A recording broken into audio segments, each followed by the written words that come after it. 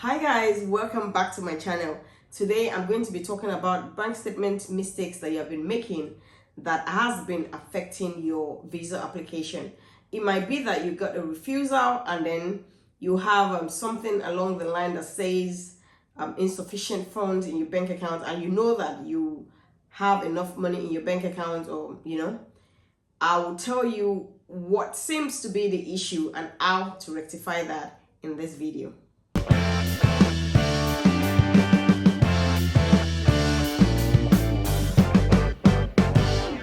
Now, for starters, the first thing I would say is please do not present a fake bank document. If your bank statement is fake, you are going to get a refusal and you most likely might get a ban. I know some countries like the United Kingdom, they're going to slap a ban on you if they realize that your bank statement is fake.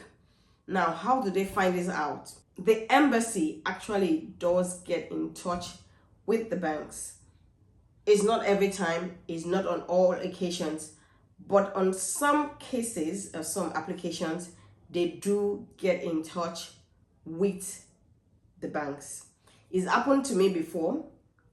And my own story was I applied for a visa, and like 2 days after I applied for that visa, my account officer just called me saying, Fumi, what's going on? We have some guys here from CAC asking that we pull out your bank details and all of that. And I was like, okay, what can that be? I don't know. And she said, oh, she doesn't know. And then later she called me back saying, oh, it's from the embassy. And then I realized that I just applied for a UK visa. It was actually not my own visa. I was actually sponsoring someone. And because I still had a valid visa then, what I did was put the 6 months bank statement that was required. But what the embassy did was they went to CBN saying CBN should verify if this account is real or not. So what CBN did was they went to the bank, they asked for my bank statements, they asked for my mandate card to be pulled out, they asked for the signatory on the account, and then they asked for my bank statement for the last 1 year. So imagine if I had done something funny, or some people that just say, oh, you just need the bank statement for 3 months or 6 months, or just build it for that period of time. So never ever try to falsify your bank statement. That's number one. Number two, if you have had a situation where you applied for a visa and maybe say 2 weeks or 3 weeks after you put in the application, you pulled out from the funds from that bank account, the probability of you getting an approval, it just dipped and went low, because a decision might not have been made by that time that you pulled out the funds from your bank account. So let's say, for instance, now I present a bank statement having a closing balance of 20 million in my account. I'm just saying, for instance, I'm not saying I have 20 million. So let's say I present a bank statement having 20 million in the account, and then 3 weeks after my application, I pull out like 15 million, maybe 15 million that I've gathered from friends and families or people around, just to put in that application. I'm thinking, okay, they said my application is going to take 3 weeks anyway, so that means a decision should have been made. It might happen that the day that you pulled out that funds was when they reached out for your file, and then they find out that you only have 5 million. You've pulled out 15 million. Of course, it looks dodgy because it shows that you actually arranged that 15 million to be put in your account. So meaning you by yourself, maybe you only had 5 million, even if you had up to that. And this trip that you're going on most likely will be costing you like a 3 million, 3.5, 4 million. That means you have like nothing left in your account. Don't forget that I always say that have like a 1.5 or times 2 of whatever it is that you're going to be spending on your trip as your closing balance. So that, make sure that even if you try to build your account and you gather money from here and there, make sure that you do not pull out the front until you get the response from the embassy.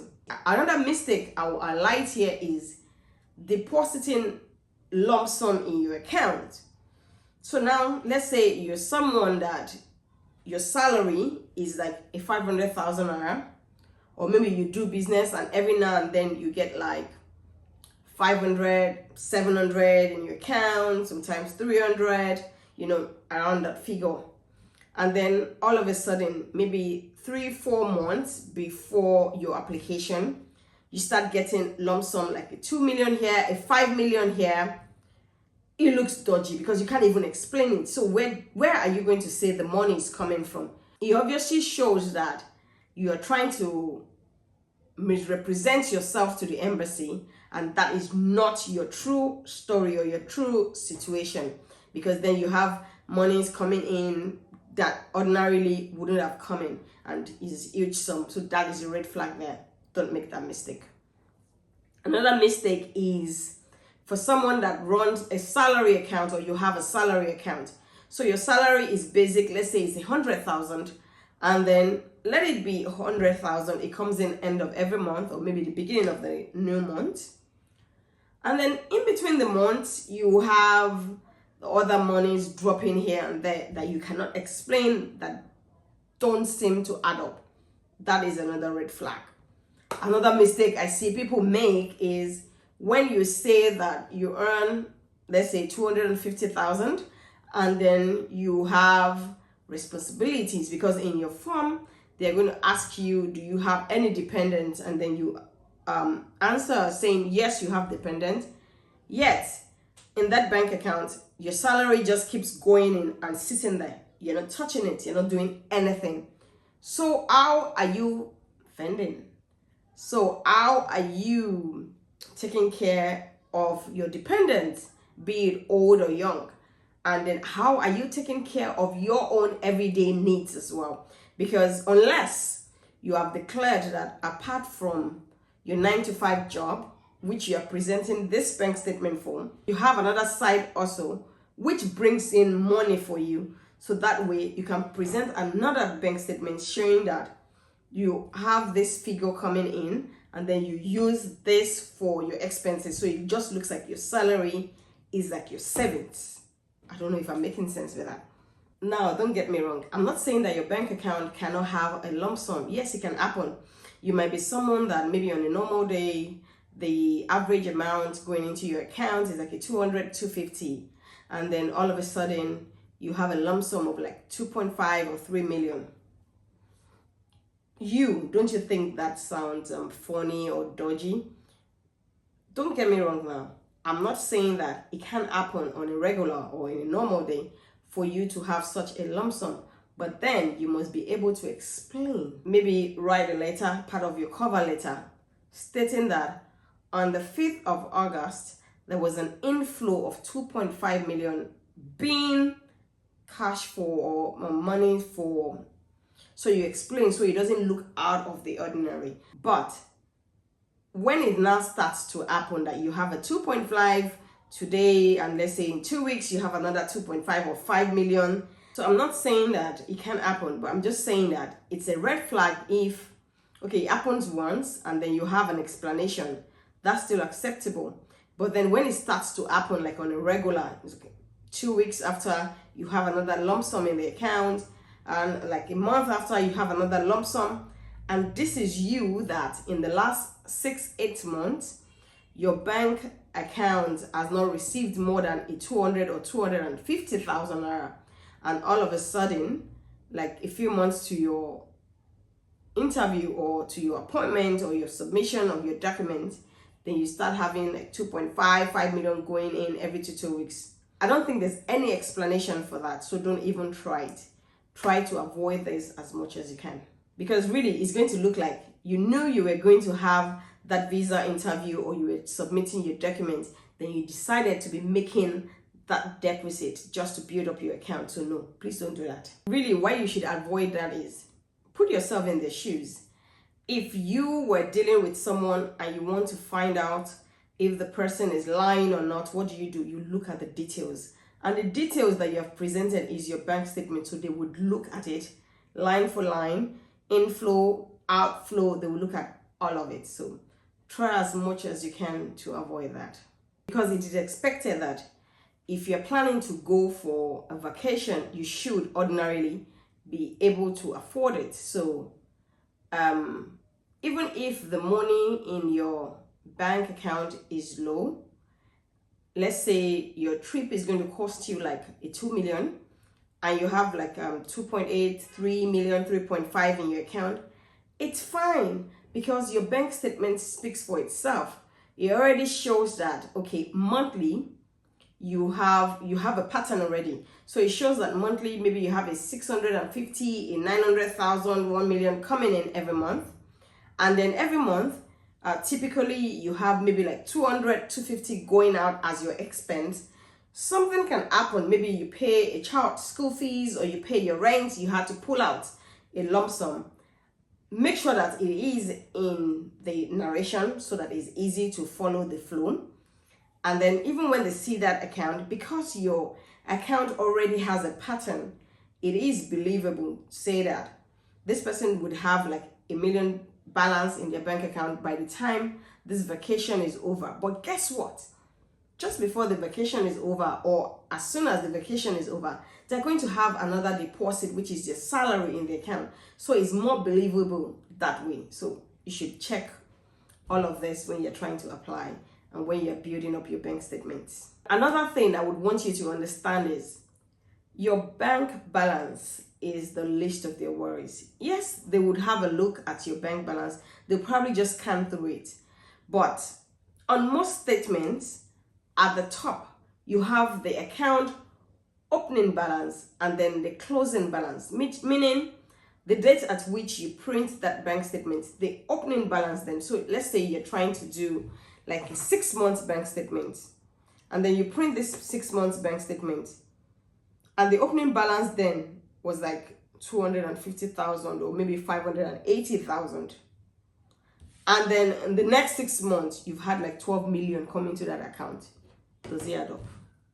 It doesn't, because it shows that if that was the way you were having money get into your account and sit there, the opening balance you should have should not be that low. So it shows that you're trying to do something funny. So try to avoid that as well. A lot of explanation for your bank statements can be done in your cover letter. Please don't forget, it's very important. I never ever send out an application without a cover letter. Okay, maybe for the US because it's just Dropbox we need to do. But for any other embassy, make sure you always, it's very important, because there might be, you're not there for them to glance through and ask you that, okay, so why do you have this figure? So everything, look at it and have it in the cover letter. So it's like the minute the person has like a doubt or a question, they scan through your other document, they see the cover letter, and then the answer is there, boom. That's it. Another mistake that I've seen people make is, especially entrepreneurs, when they attach their corporate bank statements, they just automatically expect that because this account has lots of money in it, or the balance is huge, it should work. No, it doesn't always work that way. Don't forget that business money doesn't belong to you. So if you put your corporate bank statement, they won't automatically assume that you have access to that fund or it's your money. No, it is not. What you need to do is you need to include maybe a cover letter saying that you're attaching this corporate bank statement because the business is going to be sponsoring your trip. I don't know if you get that vibe. Make sure that when you use your corporate bank account, you add a cover letter saying, a cover letter, not the cover letter that you are writing, but the organization is going to write it on their letterhead saying that this person is our director going on vacation, and then the company is going to be paying for this or that trip. And if it's a sole proprietorship, make sure that your bank writes a letter for you saying that this account has been running with us for so number of years or months, and the account holder is a sole proprietor and is solely the signatory to the bank account and has access to that funds. You need to do that, because if you don't do that, business money or company money is not your personal funds, so it won't work. I've had people ask me that what if I make a deposit in my bank account and then before I get my visa I need to withdraw. There's nothing wrong with that. Like I always say, make sure you're as natural as possible. What a regular person would do is, if you need money from your bank, you withdraw it, right? But if you have built that account, maybe you got a lump sum from someone and then the person has to pull it out, then it doesn't add up anymore. So maybe you got a lump sum of 2 million, 5 million, 10 million from someone, and then maybe like a month after, you just pull out the same figure. Or even if you don't pull it out at once, some people think they're smart and then they try to pull it out in bits. Say you pull 2.5 today, 1.5 tomorrow, and then it adds up all of to that 10 million.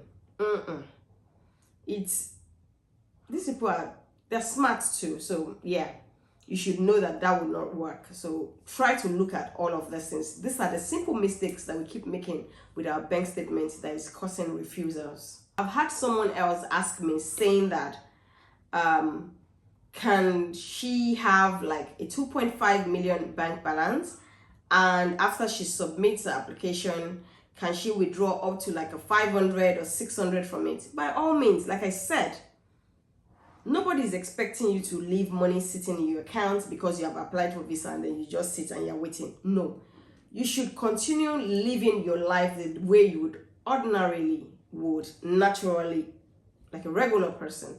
This will be easy if you have a sustainable income, because it shows that, okay, you have this income coming into your account every month. So if you have a 600,000 naira pull out of 2.5 million, then it shouldn't be out of the ordinary. You can even have as much as 1 million pulled out, because guess what? In a few days or in a few weeks, you will have this money reimbursed in one way or the other. So yes, nobody's expecting you, because you're applying for a visa, for monies to be sitting in your account. Money is not easy, and there's not plenty of money running around. All they just need to establish is that you can afford this trip. It's not like you're looking to become a liability or seek funds from the government or work when you get to their country. So they're just trying to protect their own space. You can live as naturally and as ordinarily as possible. Another mistake I've seen people make is, say you already have maybe like a closing balance of like a 5 million naira in your bank account, which is not bad. And then maybe like a week before your appointment, you deposit like another 5 million or 7 million. And so you have a closing balance of say 10, 12 million. Okay, I'm still waiting, like, okay, what's going on here? And then you present your documents, you submit today, and then tomorrow or day after, you go and pull out that 10 million again or 7 million. And then you just leave the account, or some people, you even leave it lesser than the 5 million that you even had before you went to deposit. It looks dodgy. It's a red flag. They will know that something is obviously going on, because why would you go and do that? Why was the money paid in the first place? And then why was it withdrawn? So all of this will be in your cover letter. That's where it comes, the cover letter comes into play. So make sure that you avoid this kind of funny mistakes, because it will cost you a lot. So imagine if you were like traveling with your spouse and the trip is going to cost like, maybe like 8 million, and then you add maybe 5 million before, a week or two before your appointment, and you have a deposit of 10 million, making 15 million, which is great, because by the time you spend 7 million, meaning you still have 8 million to come back to. But then a day after you submit, then you withdraw the 10 million, then you are back to 5 million or even lower than that. Then how do you now want to go on that trip when they grant you the visa? So at least I would say that always wait for the visa decision before you pull out funds from your account. That will be all from me today. So if you know that you're trying to travel, make sure you focus and pay attention on your bank statement. Trust me, these guys look at all the details, because like I said, if you're trying to find out if someone is being straight with you or lying to you, what would you do? You would look into the details. So they will, yes. And there are times they have random checks to verify your bank statement from the bank as well. Yes, it's not for everyone and it's not every time that it's done, but what's to say that you won't be that random person? So by all means, make sure that you don't get funny with your account. Otherwise, you're just going to dash them the visa money and you never get a visa approval. All right, till next time, that will be all from me today. Take care. Bye-bye.